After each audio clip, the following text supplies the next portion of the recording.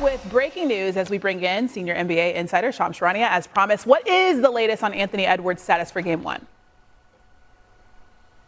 Christine, as of this minute, Anthony Edwards is telling everyone that he's speaking to around the Minnesota Timberwolves he is playing tonight in Game 1 against the San Antonio Spurs. I'm told he has been medically cleared and he is fully expected to suit up tonight. He went through shoot-around this morning. He was a significant participant with the first team. He's medically checked all the boxes necessary, but today marks exactly 9 days since he had that bone bruise hyperextension in the left knee. But really in the last 24 hours, he's made unforeseen progress with the knee. The team initially believed that he would be back Game 3 at the earliest. But Edwards has expedited this return process through multiple different treatment paths, including the hyperbaric chamber over the last several days. So Anthony Edwards will go through his pregame warm-ups tonight with the full intention of playing tonight.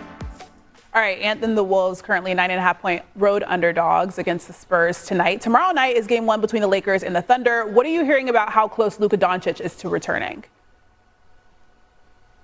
As of right now, Christine, Luka Doncic has not progressed to full-fledged contact workouts, which means that he's still a ways from returning to action. The Lakers are preparing to start their second-round series against Oklahoma City without Luka Doncic. So they're hopeful as this series goes on, he's able to make more and more progress. Today, he was shooting around more post-practice. His movements have increased. He is doing more and more on the court. But as one source told me late last week, it is still a slow path on his recovery. All right, I'm sure they can't wait to get him back out there. LeBron James and the Lakers, huge underdogs at plus 900 to win this series against the defending champ. Shams with the latest. Thank you. Christine, let's go to the East. Madison Square Garden will be rocking tonight. The Knicks hosting a Sixers team fresh off their upset of the Celtics. Philly hadn't beaten Boston in the playoffs since 1982. They haven't beaten New York in the postseason since 1983. That's the year they won it all. And we've got coverage with both teams as we're on the scene at MSG ahead of Game 1 of the second round. Vince Goodwill is with the Knicks while Tim Bontemps has been with the Sixers during this playoff run here. Tim, let's start with the underdogs. Joel Embiid leading the Sixers in that series comeback, but he hobbled as that Game 7 wrapped up there a couple days ago. What's the latest on his status and the workload here tonight for Game 1 in New York?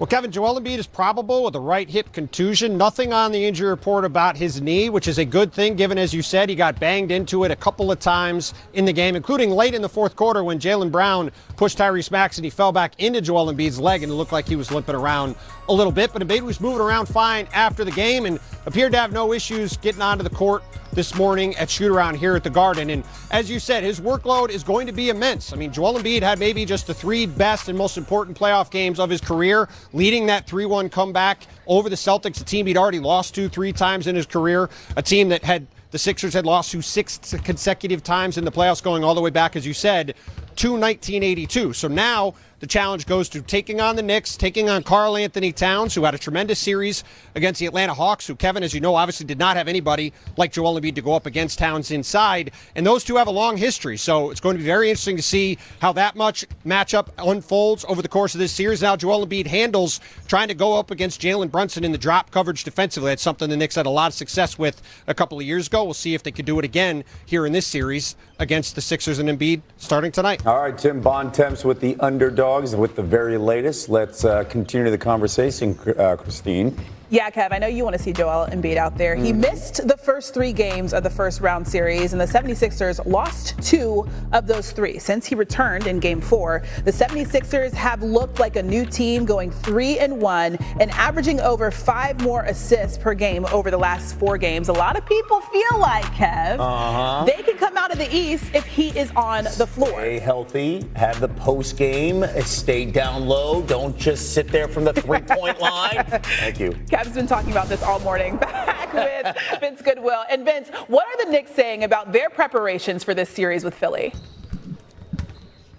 Christine, they're saying not a whole lot about the regular season matters. Josh Hart, when he talked to the media the other day, said it's idiotic to compare anything that's happened in the regular season with these two teams to bring it into this particular playoff matchup, and there's credence to that. Joel Embiid only played in 2 of those games, and head coach Mike Brown, he didn't employ his new offense in any of these games because he switched it twice since the All-Star break to include more of Karl Anthony Towns that we saw in the first round against the Atlanta Hawks. Here's something else. Not a lot of sweat equity for the Philadelphia 76ers for the Knicks to look at.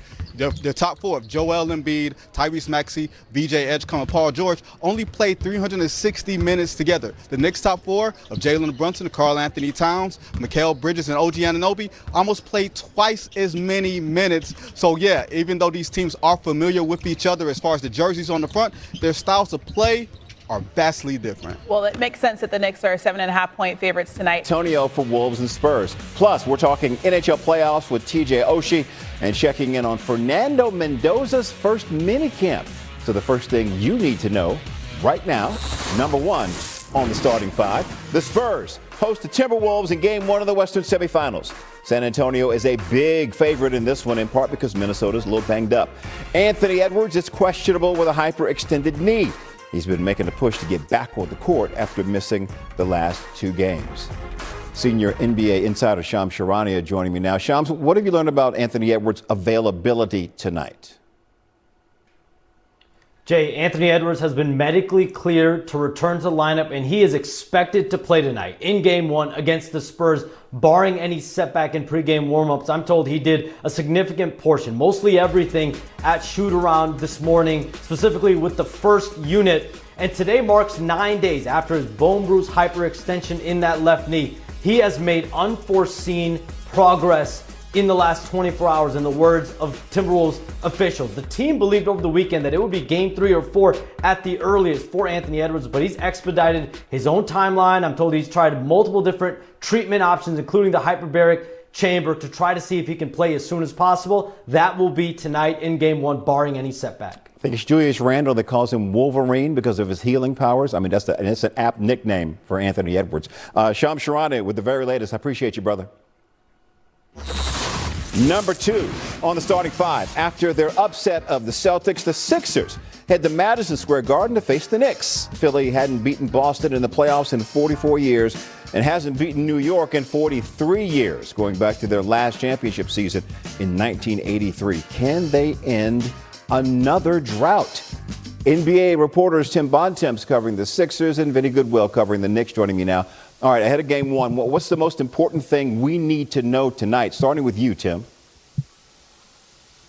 Well, the biggest thing with the Sixers always, Jay, as you know, is the health and availability of Joel Embiid. And coming into this series, Embiid is in good shape from that standpoint. He's probable with a hip contusion, no issues coming out of Game 7 when he got fallen into a couple of times in that game and banged his knee.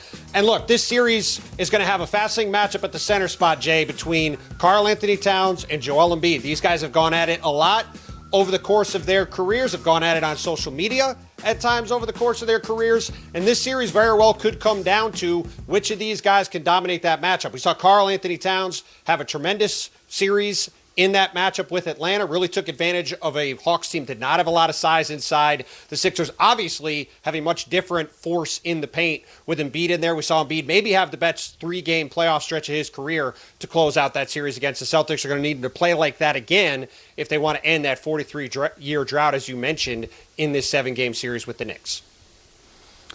It's important to figure out, guys, that these two teams do not know each other very well. I think we look at their playoff history and we think that there's so much similarities, but I believe there is a lot of unknowns. When you look at Paul George is a new part of this equation. VJ Edgecombe is a new part of this equation. Even their matchups this season all happened before Mike Brown changed his offense the first time when he took over this Knicks team. In February 11th, which was a Knicks blowout, Karl Anthony Towns had not been an integral part of the offense just yet, and the Knicks blew them out without Joel Embiid as to be expected.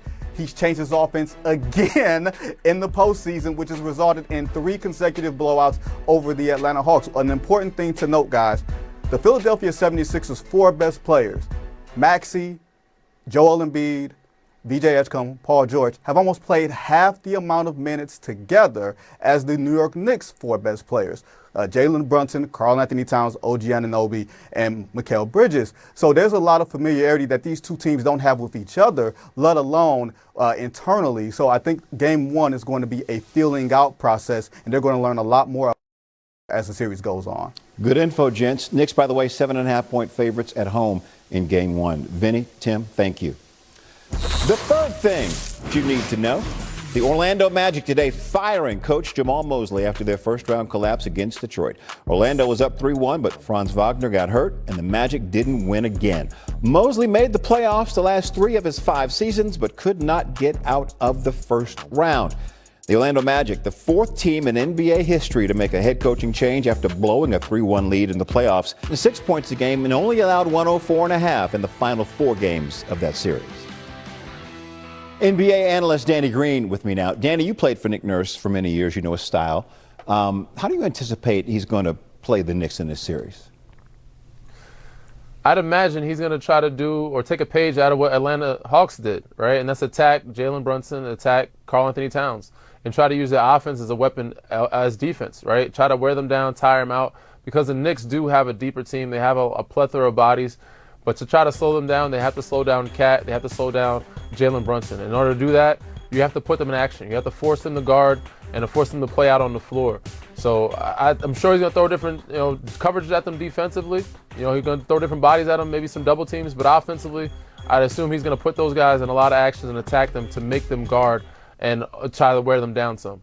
Okay, let's go to the Wolves coming off a series where they did a great job shutting down Jokic. Now they have to deal with Wemby.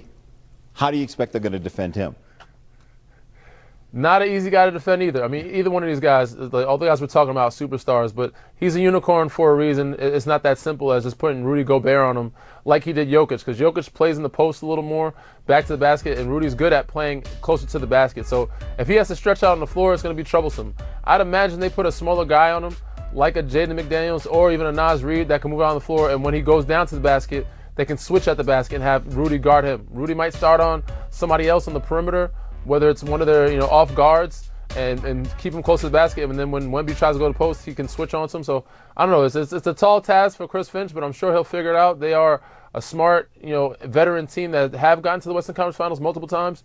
So yeah, this is going to be an interesting and fun matchup to watch with those two guys who've known each other for a long time from France days go at it. Yes, they have. Wemby, by the way, 35 points in game 1.